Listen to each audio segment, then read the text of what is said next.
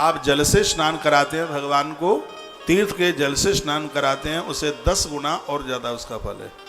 तीर्थ के जल से भी आप स्नान कराते हैं और गैया के कच्चे दूध से भगवान को स्नान कराते हैं तो उससे और ज्यादा 10 गुना फल है उसका। ऐसा बताते हैं कि उन घरों में कभी वंश वृद्धि नहीं रुकती जो देवी देवताओं को गौ माता के कच्चे दूध से स्नान कराते हैं। जिन बहनों को संतान का अभाव है, दिक्कत परेशानी है, वो गोवर्धन गिरिराज जी जाते हैं।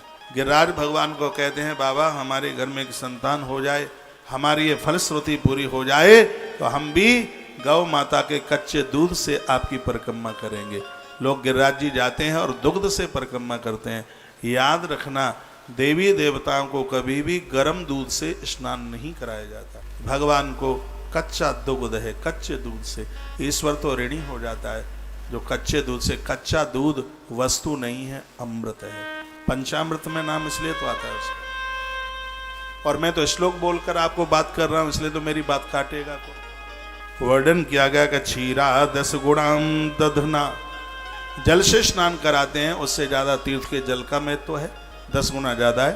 उसका जो महत्व है उससे ज्यादा और 10 गुना ज्यादा महत्व है गौ माता के कच्चे दूध से भगवान को स्नान कराते हो। याद रखना, शंख से कभी भोलेनाथ को स्नान नहीं कराया जाता और श्रृंगी से कभी सालराम भगवान को स्नान नहीं कराया जाता। ध्यान रखें इस बात को। अगली बात कही, घृते नैव दसोत्तरम, दूध से जो आप भगवान को स्नान कराते हैं उससे और ज्यादा 10 गुना ज्यादा महत्व है वो दही का है। दही से भी 10 गुना ज्यादा महत्व है वो घी का है। और घी से भी मधुना 10 गुणम, घी से भी और 10 गुना ज्यादा महत्व है वो मधु यानी शहद का है। शहद से भी 10 गुना जो ज्यादा महत्व है वह शर्करा का है। चीनी बूरे से आप भगवान को स्नान कराते हैं उससे भी और 10 गुना ज्यादा महत्व है कि फूल जल में घोलिए और इसको गंध पुष्पोदक स्नान कहते हैं। गंधोदक स्नान, थोड़ी इसमें रोली घोल लें, थोड़ा सा चंदन घोल लें, कुछ फूल की पंखुड़ियां डाल लें उसमें और उससे भगवान को स्नान कराएं तो ये पंचामृत से भी बढ़कर के इसका महत्व है। हम करते हैं रोज भगवान को नहलाते हैं, इसको गंधोदक स्नान कहते हैं।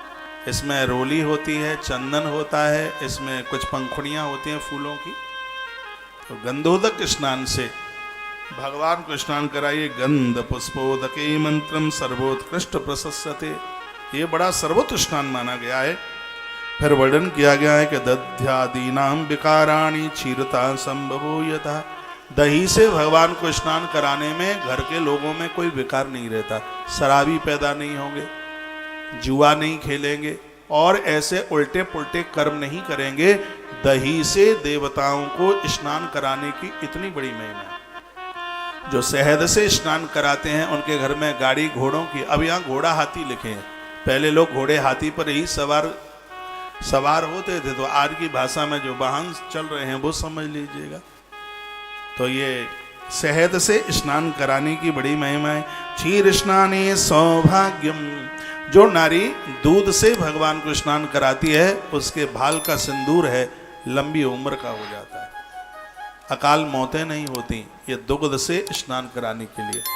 और मैं एक बात निवेदन करूंगा हाथ जोड़कर, नई नई शादियां हुई हैं, घर में बहू चल कर के आई है, संतान को जन्म देने से पहले उसे भगवान को पंचामृत से और इसमें भी गौ माता के दूध से भगवान को लड्डू गोपाल जी को स्नान कराइए। जो देवी लड्डू गोपाल को गौ माता के कच्चे दूध से स्नान कराएगी, स्कंद पुराण गारंटी लेता है उसके गर्भ में संतान कभी खत्म नहीं होगी। और ये बड़ा जरूरी है क्योंकि अंधाधुंध बेटियों को पेट में मारा जा रहा है। दूध, आप कहेंगे क्या दूध से नहलाने पर क्या ये मौत रुक जाएगी? हाँ, रुक जाएगी। क्या प्रभाव है? दूध का प्रभाव यह है कि उसके माथे में ये विचार ही नहीं आएंगे कि पेट में बेटी है तो इसको मार डालो, उसके मन में ये विचार ही नहीं आएगा और उसकी रक्षा हो जाएगी। ये वही लिखा है यहाँ पर, दुग्ध से स्नान देवताओं को कराने पर उम्र बढ़ती है, आयु बढ़ती है, पति की उम्र बढ़ती है, बच्चों की उम्र बढ़ती है, गर्भ में संतान सुरक्षित रहती है। ये महात्म्य है दूध से भगवान को स्नान कराने का। एक बार जयकारा लगाइए, बोलो कृष्ण कन्हैया लाल की जय हो। श्री हनुमंत बलवंत महाराज की जय हो। जय जय श्री राधे श्री राधे।